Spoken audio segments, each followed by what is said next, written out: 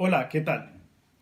Atendiendo el llamado de los amigos y amigas de FDF Académica sobre la necesidad de comprender ciertas creencias, razones utilizadas por las personas a la hora de justificar sus acciones y posturas en el marco del paro nacional, donde es común escuchar argumentos aparentemente válidos, las famosas falacias que se justifican más en deseos, emociones, sentimientos, miedos e interpretaciones sesgadas de la realidad.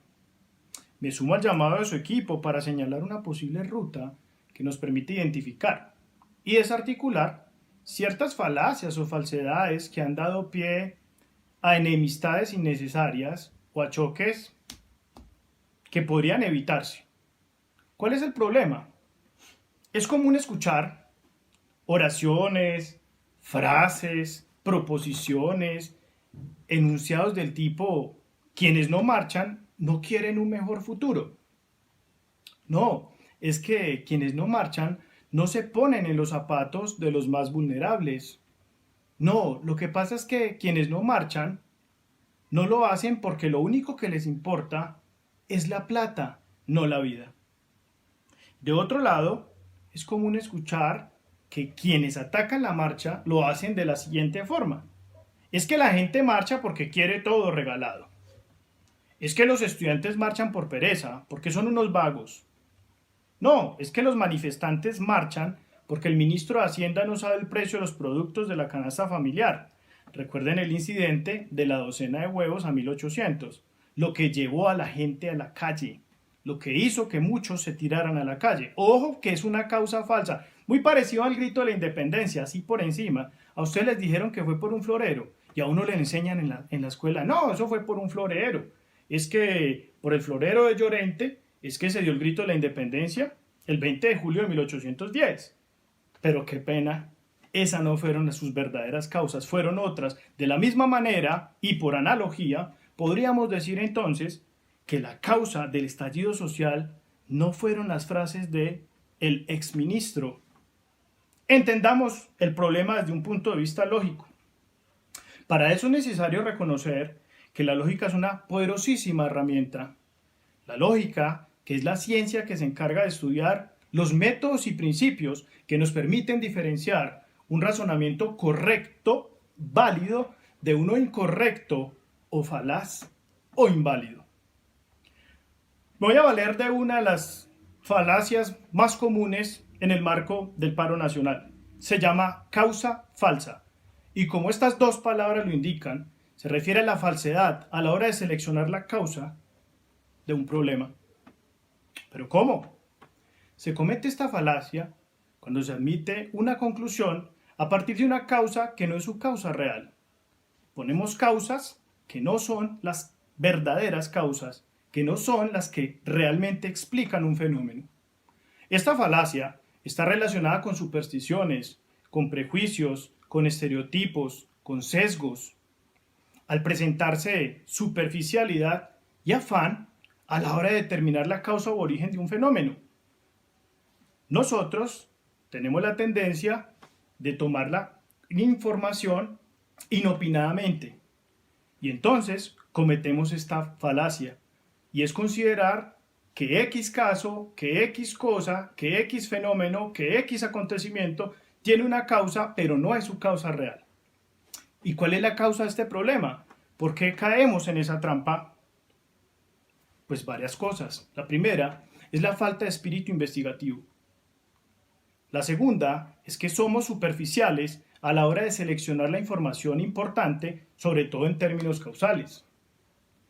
Después podríamos pensar que hay desinformación comercial. Recuerden, muchachos, o me refiero a la gente en general, recordemos todos que la información se puede crear adrede para engañar y es necesario utilizar la lógica para tomar ese mare magnum de información, esa cantidad de información y separar lo que es válido de lo que es inválido, lo que es valioso de lo que no lo es, lo que es verdadero de lo que es falso, el oro del oropel. ¿Es claro? Debemos evitar también el sesgo de simplificación. Sé que hay un video de sesgo de simplificación, los invito a verlo. Bueno, ¿Cómo se enfrenta uno a este problema?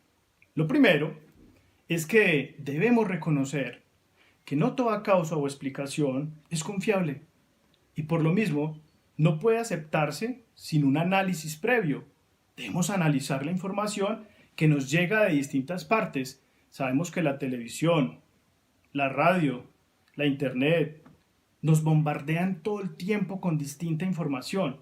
Es necesario tomar esa información con cuidado para ir comprendiendo mejor nuestra realidad y no caer en causas falsas. También es necesario comprender que los fenómenos sociales son multicausales. ¿Qué significa multicausalidad? Que no hay una única causa para un fenómeno, que quizás se entrecruzan muchos, que hay diversidad en las causas. Ahora, aunque sabemos que las emociones inciden sobre nuestra manera de actuar, no son buenos parámetros a la hora de determinar o encontrar causas. Debemos desconfiar de las emociones. Un ejemplo que nos sirve para comprenderlo más es que cuando estamos enamorados, actuamos bajo causas que no son las adecuadas. Uno podría pensar que se deja llevar más de la emocionalidad. Y no estoy yendo en contra de lo que una persona enamorada siente, pero quiero darles a entender que quizá nuestra razón es importante a la hora de tomar decisiones y el amor a veces no ha sido buen consejero. De la misma manera las emociones, sean políticas, sean sociales, sean de ideología, nos pueden llevar a tomar malas decisiones e interpretar de mala manera. Pongamos todo esto en contexto y démosle un uso a esta herramienta. Tomemos uno de los problemas que señalamos anteriormente y apliquemos lo que he tratado de explicar hoy y miremos si tiene alguna funcionalidad. Escuchemos esto. Quienes no marchan no quieren un mejor futuro. Algunas personas pueden argumentar que esa es la causa para no marchar, pero momento, tomémoslo con calma. Es posible que consideren que las aglomeraciones aumentan la probabilidad de contagio por COVID-19. Es más, podrían estar a favor de la marcha y no ir por evitar el contagio, cuidando su salud, por responsabilidad. Pero también es posible que aparte de no estar de acuerdo con la marcha, una razón que se le suma a ellos es menos en pandemia. Menos en pandemia marcharía porque es un acto de irresponsabilidad. También es posible que consideren el futuro como dependiente del comercio, de la libre circulación, del libre mercado, de razones económicas y sociales distintas a las del paro. Ahora, vámonos al otro lado y descubramos esas causas. La gente marcha porque quiere todo regalado. Cierto número de marchantes tienen bienestar económico y aún así defienden los derechos constitucionales. Y uno diría, ¿cómo así? Hay gente que tiene estabilidad económica, hay gente que está bien en este momento, hay empresarios, incluso marchando. Algo debe andar mal. La gente marcha, o sea que hay otras razones para marchar que no dependen de que tengamos o no. Hay gente que tiene bienestar y aún así marcha. Por eso, porque defienden sus derechos constitucionales.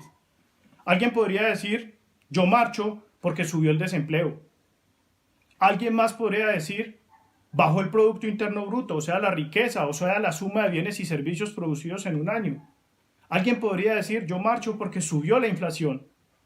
Asimismo, bajó la calificación crediticia del país, mala noticia para nosotros. Asimismo, la pequeña industria nacional está quebrada por los tratados de libre comercio, por la importación de productos agrícolas que tradicionalmente se daban aquí y que eventualmente han ido quebrando no solo a nuestros pequeños empresarios, sino también a los campesinos. También porque hay un aumento de la pobreza general, hay una concentración del poder en pocas manos, también de la riqueza, por impunidad, por desconfianza en las instituciones y más razones. De ahí pues que podemos determinar que hay distintas causas, que hay multicausalidad y que es necesario analizar antes de criticar de un lado o del otro. Espero que esta herramienta que les he explicado hoy, que esta herramienta de la lógica, les permita entender un poco más la realidad. Ojalá haya sido de su utilidad. Les agradezco acompañarme hasta aquí y muchas gracias. Chao.